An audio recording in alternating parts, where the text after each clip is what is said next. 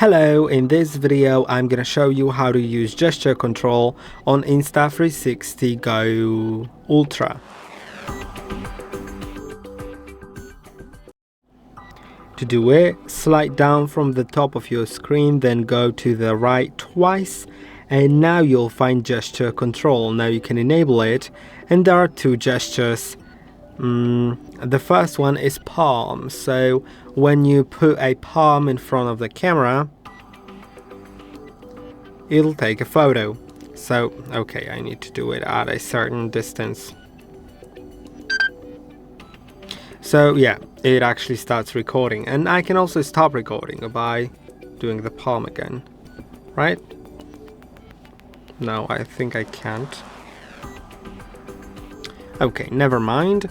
I'm gonna just start recording, and if I want to take a photo, I can actually just simply like do the peace sign.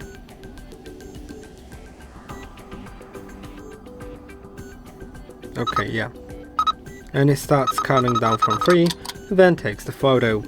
So this is how it works. I hope that this video was helpful. Don't forget to like and subscribe, and I'll see you in the next one.